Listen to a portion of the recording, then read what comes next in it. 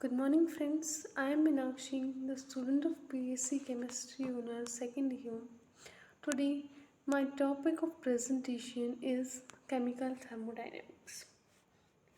जैसा कि नाम ही बता रहे thermodynamics, therm means heat and dynamics means movement. मतलब थर्मोडाइनमिक्स केमिस्ट्री की वो ब्रांच है जिसके अंदर हम पढ़ते हैं how one form of energy is converted into another और how do we convert energy और heat we say into work.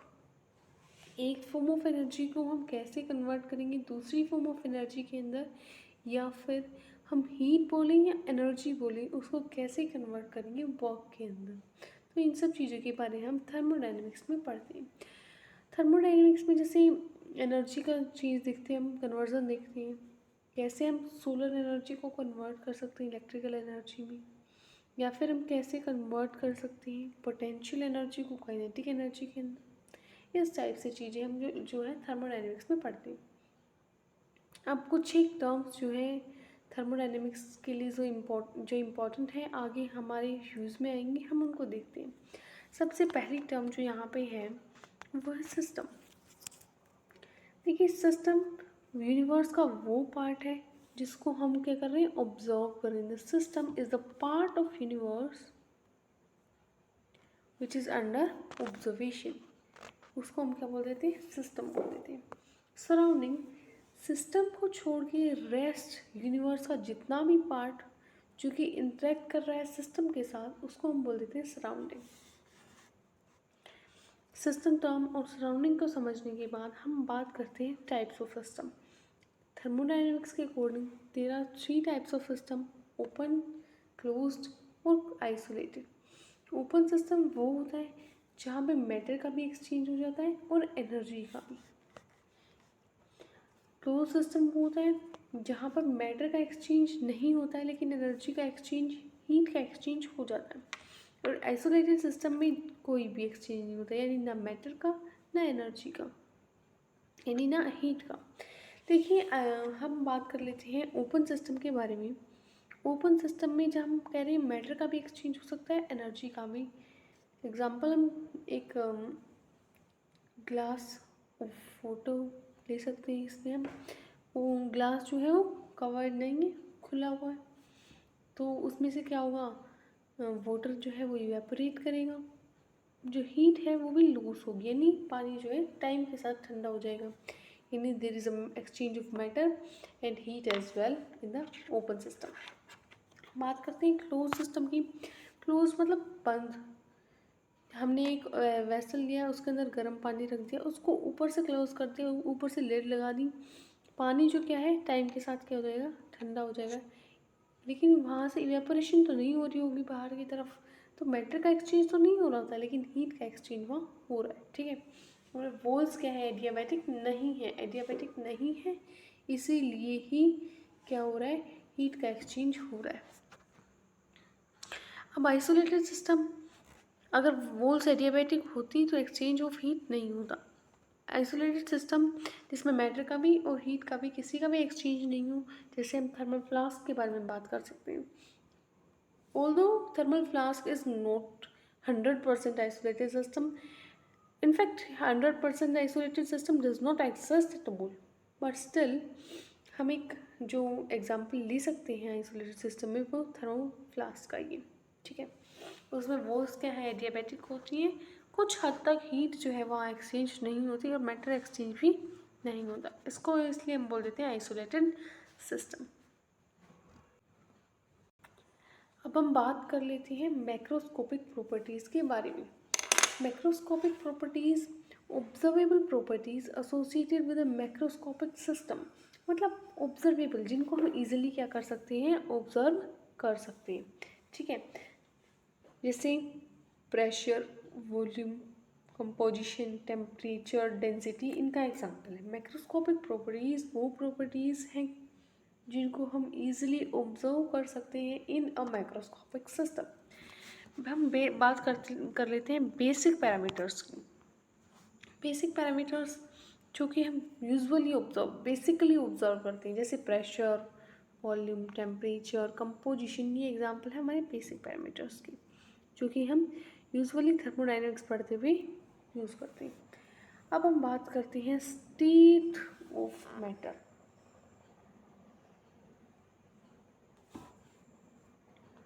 हम बात कर लेते हैं स्टेट ऑफ मैटर के बारे में। When a macroscopic properties of a system have a definite value, then the system is said to be in definite state. Whenever there is a change in any of the macroscopic property, the system is said to be in different state.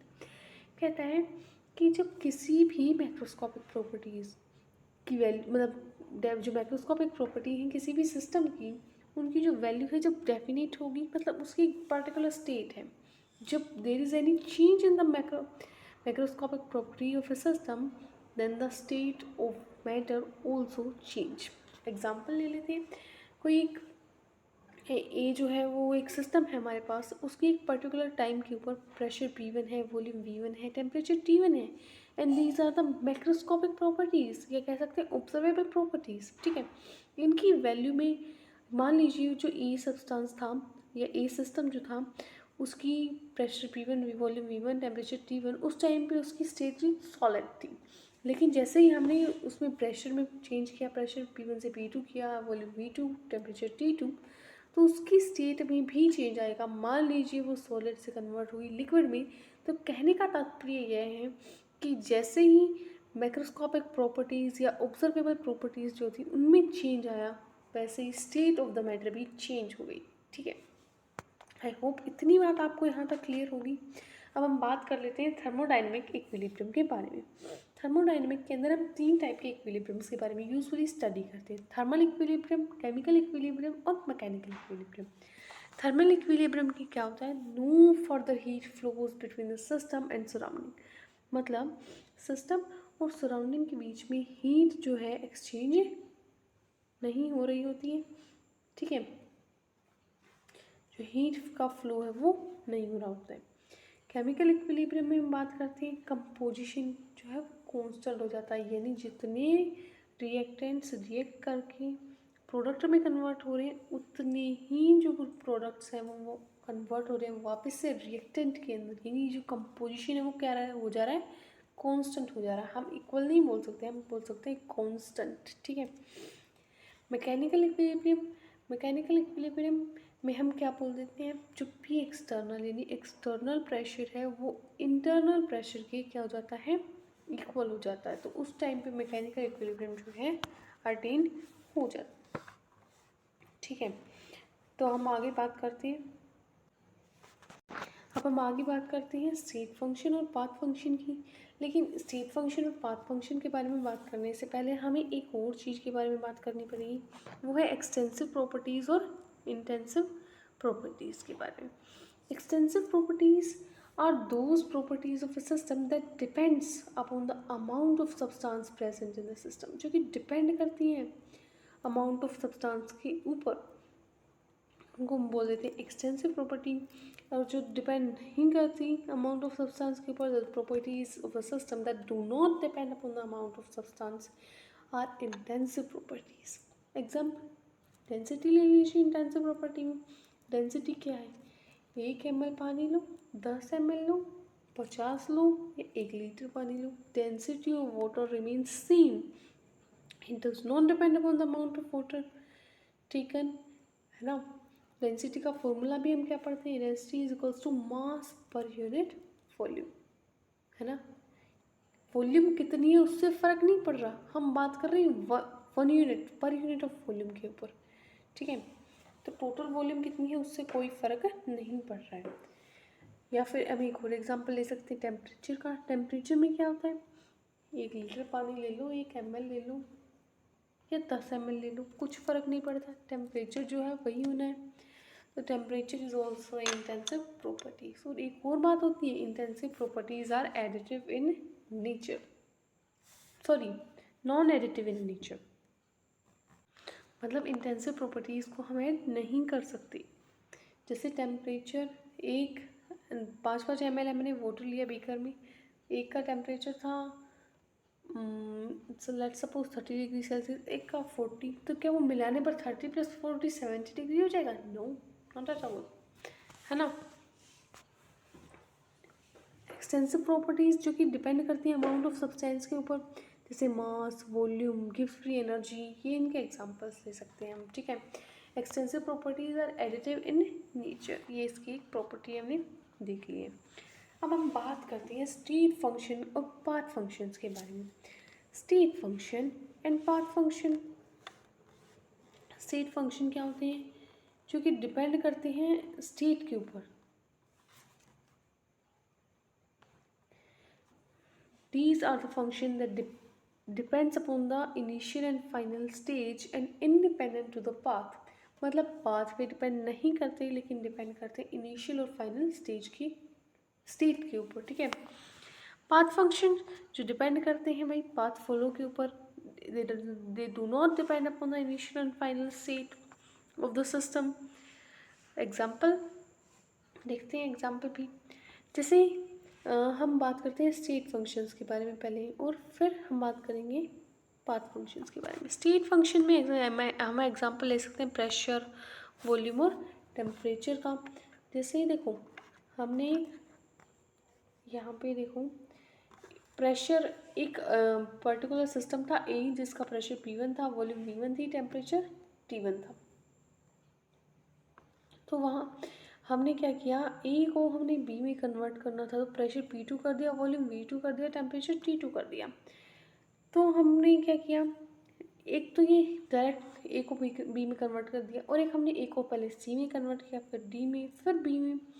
तो क्या किया, pressure P1 से V1 से T1 से, pressure P3 V3 T3, मतलब steps में ऐसे path ये फॉलो किया हमने इसको इस तरह का बी में कन्वर्ट करने के लिए।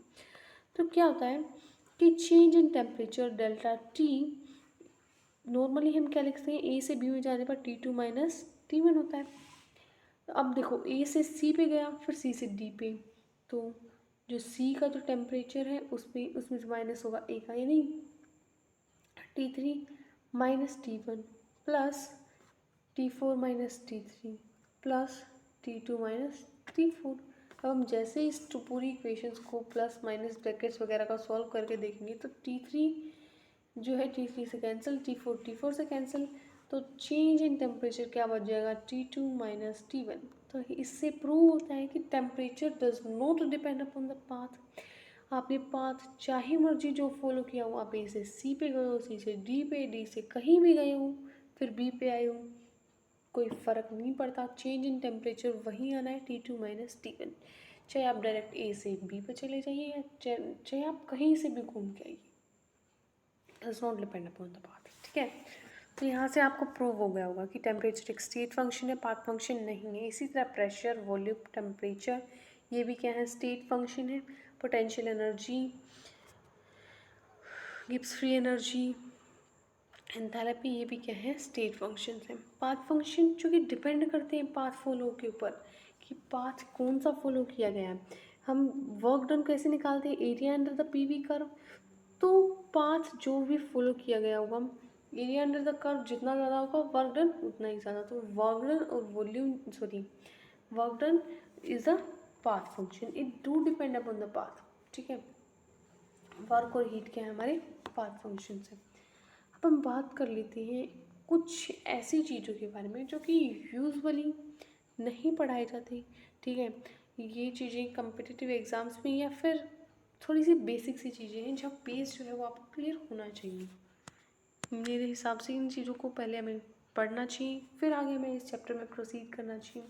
तो चैप्टर आपके लिए बिल्कुल स्मूथ इजी पीजी 11th के इस टाइप का हो जाएगा, ठीक है। आपको कभी थर्मोडाइनमिक्स जो कि एक हवा सा लगता था वो पढ़ने में कोई प्रॉब्लम नहीं आएगी। तो हम सबसे पहले बात कर लेते हैं properties of a state function के बारे में। Cyclic integral of a state function is 0, ठीक है। Differential of a state function is exact differential, it follows Euler's theorem. ये बातें आपको अभी मेरे ख्याल से समझ नहीं आई होंगी, ठीक है। Do not panic, do not worry, I will come back to these points after we will discuss further, ठीक है।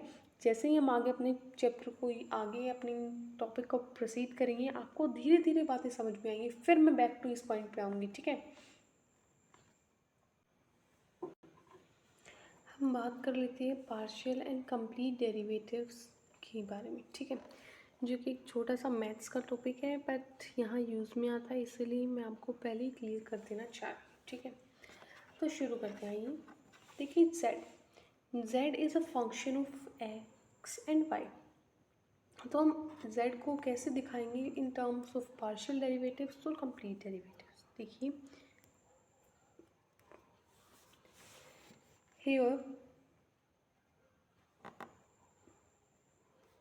देखो यहाँ हम देख रहे हैं कि डिफ्रेंशिएशन यानी delta z upon delta x with respect to y. This means change in z with respect to x at constant y and change in z with respect to y at constant x. इन इस तरह से अगर हम represent करते हैं तो इनको हम क्या कह सकते हैं, पार्शियल डेरिवेटिव्स बोल सकते हैं, ठीक है। कंप्लीट डेरिवेटिव्स के बारे में बात करें तो क्या है कि कंप्लीट डेरिवेटिव्स को हम as a sum of partial derivative दिखाते हैं। जैसे देखिए डी जेड यानी डिफ्रेंशिएशन ऑफ जेड कैसे दिखाएंगे, delta Z upon delta X at constant Y d X, delta Z upon delta Y at constant X d Y, ठीक है। तो हम पार्शियल डेरिवेटिव्स की सम के रूप में इसको प्रेजेंट करते हैं। जैसे U internal energy, it is a function of volume and temperature. तो हम यू को कैसे शो करेंगे, चेंज इन यू यानी del U upon del V at constant T d V, इस तरह से हम इसको रिप्रेजेंट करेंगे। और डी यू यानी del U upon del T at constant V d T, इस तरह से हम इसको रिप्रेजेंट करेंगे एज अ कंप्लीट डेरिवेटिव, ठीक है। आई होप आपको ये बात समझ आई होगी। Complete derivative is expressed as a sum of partial derivatives, ठीक है। कंप्लीट डेरिवेटिव को हम as a sum of partial derivative show कर सकते हैं। देखिए P, pressure is a function of volume and temperature. तो हम डी पी यानी चेंज इन प्रेशर को कैसे शो कर सकते हैं एज अ कंप्लीट डेरिवेटिव, कि d P change in delta P upon delta V at constant temperature d V plus delta P upon delta T at constant V d T, इस तरह से, ठीक है। अब देखिए for ideal gas evaluate the following partial derivatives. Ideal gas के लिए हमें इनका क्या करना है, इवेल्युएशन करना है। तो देखिए सबसे पहले आइडियल गैस के लिए हम निकाल लेते हैं delta P upon delta T at constant volume. तो क्या होगा, P V is equals to n R T होता है, ये तो हम बचपन से जानते हैं ये बात। तो पी इज इक्वल्स टू, देखो P V is equals to n R T, तो क्या हो जाएगा, P is equals to n, हमने वन ले लिया, आर टी अपॉन वी। ये बेसिक मैथमेटिक्स तो मैं आपसे उम्मीद करूँगी आपको इतना तो यहाँ तक आता होगा, है ना। तो देखो कि delta P upon delta T at constant V, P pressure की जो हमने अभी निकाला वो टर्म रख देंगे R T upon V at constant V. तो आर और वी क्या है यहाँ पे, कॉन्स्टेंट है। चेंज क्या हो रहा है, change in pressure with respect to temperature, यानी चेंज क्या हो रहा है, टेम्परेचर। तो del T upon del T ये आ जाएगा 1, तो delta P upon delta T at constant V is equals to R V, ठीक है, आर अपॉन वी। इस तरह से हम इसको क्या कर सकते हैं, रिप्रेजेंट कर सकते हैं, इवेलुएट कर सकते हैं। अब हम बात कर लेते हैं delta V upon delta T at constant P, इसकी वैल्यू हम कैसे निकालेंगे। तो देखिए कि वहीं P V equals to n R T से हम करके क्या निकाल लेंगे, वी की वैल्यू निकाल लेंगे। वी की वैल्यू आ जाएगी हमारे पास आर टी अपॉन पी। तो वी की वैल्यू को जब हम यहाँ पुट करेंगे आर टी अपॉन वी के अंदर, सॉरी वी की वैल्यू जब हम पुट करेंगे आर टी अपॉन पी, तो क्या हो जाएगा, delta R T upon P eight constant P. तो क्या आ जाएगा, आर और पी तो क्या है यहाँ पे कांस्टेंट है, पी देखो बाहर लिखा हुआ है तो इसलिए कांस्टेंट है। तो क्या हो जाएगा, del T upon del T वही 1 के इक्वल, तो आर अपॉन पी जाएगी इसकी वैल्यू, ठीक है। हम बात कर लेते हैं एक थोड़ी सी कॉम्प्लिकेटेड चीज़ के बारे में, delta V upon delta P एक कांस्टेंट टी, वही वी की वैल्यू हम निकालेंगे यहाँ से पुट करेंगे, ठीक है। वी की वैल्यू निकाली यहाँ से पुट करी, आर टी जो है हमारा क्या है, कॉन्स्टेंट। टी देखिए बाहर लिखा हुआ, तो इसलिए क्या है, कॉन्स्टेंट है। एक छोटा सा फॉर्मूला हमें यहाँ पे यूज़ करना पड़ेगा मैथ का, कि differentiation of 1/x, differentiation of 1/x is equals to 1/x को हम क्या क्या लिख सकते हैं, x raise to the power n minus n। तो ये फॉर्मूला तो आपने पढ़ा ही होगा कि x raise to the power n, power आगे आ जाती है, पावर में से 1 माइनस कर देते हैं हम, है ना। तो इस तरह से जब हम इसको पूरे को सॉल्व करेंगे हमारे पास आ जाएगा -1/x²। x वहाँ पे क्या था, p, तो -1/p² RT/p², यानी -RT/p² हमारा फाइनल जो आंसर है वो आ जाएगा। ठीक है, तो इतना आपको क्लियर होगा। अब हम बात कर लेते हैं सेकंड, ये डबल डेरिवेटिव्स की। पहले हम देख लेते हैं double derivative with same variable, फिर हम बात कर लेते हैं डबल डेरिवेटिव या second derivatives with different variable. एक तो सेम वेरिएबल के साथ हम बात करेंगे, डिफरेंट वेरिएबल के साथ। ठीक है, सेम वेरिएबल के साथ देखो, पहले सबसे पहले बहुत ध्यान से देखिएगा कि डिफ्रेंशिएशन ऑफ पी यानी del P upon del T at constant V, फिर बाहर ब्रैकेट से बाहर क्या है, del P upon del T at constant V. जो वॉल्यूम है वो हर बार दोनों ही देखिए कांस्टेंट हो रही है, और डिफरेंशिएशन किसके रिस्पेक्ट में हो रहा है, टेम्परेचर के रिस्पेक्ट में, यानी सेम वेरिएबल के साथ। ठीक है, वेरी सेम वेरिएबल यानी वेरी हर बार क्या कर रहा है, टेम्परेचर कर रहा है। इसको हम बोल देते हैं double differentiation with same variable. अब हम बात कर लेते हैं double differentiation with different variable के बारे में। यहाँ देखिए कि दूसरे में देखिए ध्यान से कि differentiation of P with respect to T at constant volume, और यहाँ देखिए differentiation of P with respect to V at constant temperature. एक बार वी वेरी कर रहा है, एक बार टी, यानी एक बार वॉल्यूम वेरी कर रही है, एक बार टेम्परेचर वेरी कर रहा है। इसको हम बोल देते हैं double differentiation with different variables, यानी वेरी करने वाली टर्म हर बार क्या है, अलग अलग है, दोनों बार अलग अलग है। तो इस तरह के डिफरेंशिएशन को हम double differentiation with different variable बोल देते हैं। इसको हम रिप्रेजेंट करते हैं इस तरीके से, del square P upon del V into del T. इसको हम जब सोल्व करेंगे कि del P upon del T at constant V, del P upon del V at constant T, तो क्या आ जाएगा, del P upon del T हमने पहले निकाला था, देखिए बताया था पहले, आर अपॉन वी आ जाता है, फिर del R upon V upon del V. इसको हम कैसे सॉल्व करेंगे, देखो आर कांस्टेंट होता है, तो del upon del we, 1/v का यहाँ पे देखो डिफ्रेंशिएशन हो रहा है। 1/v क्या था, 1/x, वही वाला केस है, -1/x² आ गया था, तो -1/v², यानी टोटल जो हमारा फाइनल आंसर आ जाएगा -r/v²। ठीक है, इतना क्लियर हो जाएगा। आगे चलें, यूलर्स रेसिप्रोसिटी थ्योरम। ये चीज़ बहुत कम बताई जाती है, ठीक है, फिर भी मैं आपको यहाँ क्लियर करने की अपनी तरफ से पूरी कोशिश करूँगी। Euler's reciprocity theorem. अब हमने देखिए जैसे डबल डिफरेंशिएशन देखा, डबल डिफरेंशिएशन में हमने दो वेरिएबल देखे, एक बार टेम्परेचर वेरी कर रहा था, एक बार वॉल्यूम वेरी कर रही थी, है ना, ऐसा ही। तो हमने मान लिया कि ये दो वेरिएबल्स क्या हैं, एक बार एक्स है और एक बार वाई है। देखिए अगर आप इस तरीके से यहाँ इधर देखिए, del square Z del X del Y del X, del square Z del X del Y, इस तरीके से हम इसको रिप्रेजेंट करते हैं। आप डिफ्रेंशिएशन किसी भी तरीके से करिए, यानी इसको पहले करिए, इसको बाद में, इसको पहले इसको बाद में, कोई फ़र्क नहीं पड़ता, दोनों ही चीज़ें बराबर आनी है। इसी को हम बोल देते हैं Euler's reciprocity theorem.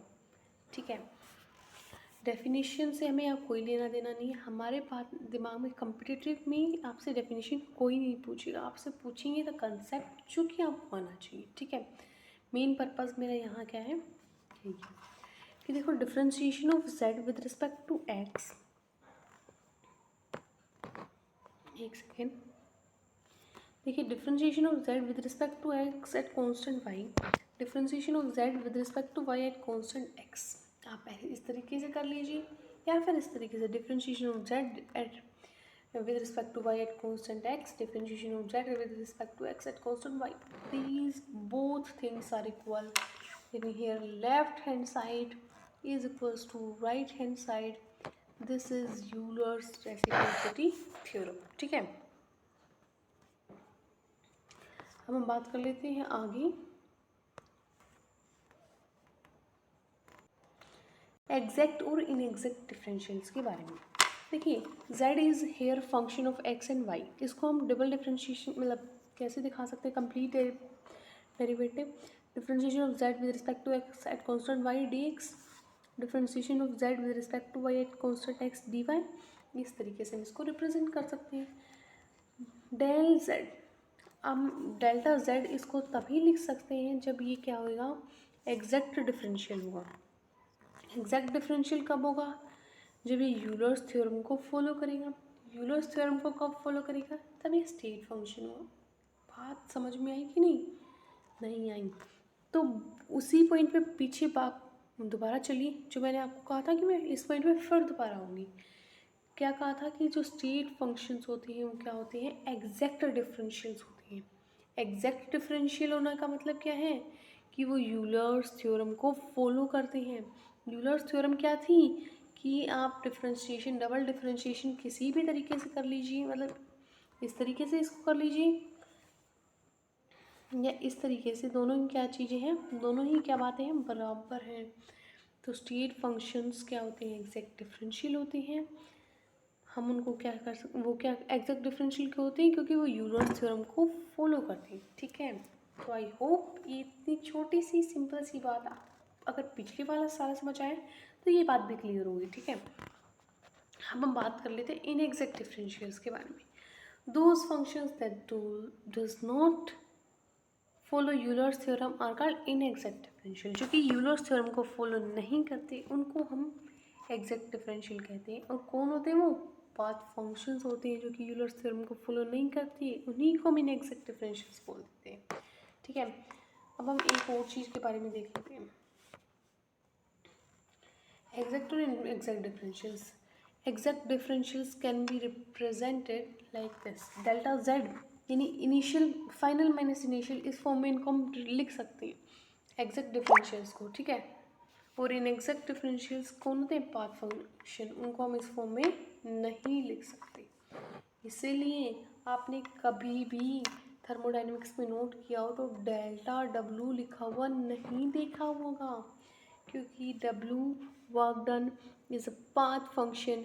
It cannot be represented like this because it is a inexact differential. आपको रीज़न मेरे ख्याल से आज से पहले नहीं पता होगा इस बात का. ठीक है, इंटरनल एनर्जी क्योंकि एक स्टेट फंक्शन है, इसको हम इस तरीके से रिप्रेजेंट कर सकते हैं UB माइनस UA, यानी final minus initial, U2 minus U1. इस तरीके से हम इसको लिख सकते हैं, यानी डेल्टा U की फॉर्म. ठीक है, इतनी बात क्लियर है.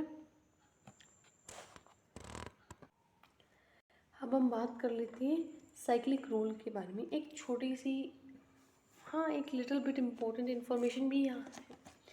देखो cyclic rule, if 3 mutually dependent variables are present then the way to connect their partial derivatives is cyclic rule. नहीं समझ आई होगी भाई, इंग्लिश पढ़ दी नहीं आई. ठीक है, समझो. P pressure is a function of volume and temperature, है ना. प्रेशर जो क्या है यहाँ पे, फंक्शन ऑफ वॉल्यूम और टेम्परेचर है. तो हम इसको हम पार्शियल डेरिवेटिव्स की फॉर्म में कैसे रिप्रेजेंट कर सकते हैं कि change in P with respect to V at constant temperature, change in V with respect to T at constant pressure, change in T with respect to P at constant volume. इन तीनों का product क्या होगा, -1 के equal होगा. यही होता है साइक्लिक रूल. साइक्लिक क्यों बोला, देखो यहाँ PVT, इनको इस तरीके से चेन में लिख लीजिए. P यहाँ लिख लिया, V यहाँ, T यहाँ. तो चेंज इन यानी delta P upon del V, constant कौन रहेगा, temperature. Delta V upon delta T कौन constant, P pressure constant. Delta T upon delta P कौन कॉन्स्टेंट, वॉल्यूम कॉन्स्टेंट. यानी तीनों में से एक क्या हो रहा है, हो जा रहा है कॉन्स्टेंट हो जा रहा है. ठीक है, तो इन तीनों का प्रोडक्ट क्या हो जाएगा, -1 के इक्वल। एग्जाम्पल देखो, internal energy U is a function of volume and temperature. तो हम यहाँ क्या कर सकते हैं, इसको delta U upon del V at constant T into del V upon del T at constant U into del T upon del U at constant V is equals to -1। ये formula मतलब हो सकता है कि आप लोगों के डायरेक्ट यूज़ में नहीं आए, बट जहाँ भी आप क्या करेंगे, न्यूमेरिकल सॉल्व करेंगे, तो ये कंसेप्ट कहीं ना कहीं आपके काम में ज़रूर आ सकता है। ठीक है, तो इसको हम क्या कर लेंगे, हाईलाइट करेंगे ताकि आपके ध्यान में रहे। आई होप मैंने आपको जितना भी अभी तक पढ़ाया वो आपको क्लियर होगा। अगर आपको कोई भी डाउट है तो आप पूछ सकते हैं नीचे कमेंट सेक्शंस में। ठीक है, और आगे हम फर्दर अगले लेक्चर में प्रोसीड करेंगे, जहाँ पे हम मैक्सवेल की जो है रिलेशंस के बारे में डिस्कस करेंगे, मैक्सवेल बोन्स के लॉ, और कैसे हम उन रिलेशंस को इजीली ट्रिक के साथ याद कर सकते हैं, वो भी हम अगले लेक्चर में देखेंगे। तो अगला लेक्चर देखना बिल्कुल मत भूलिएगा। Thank you very much.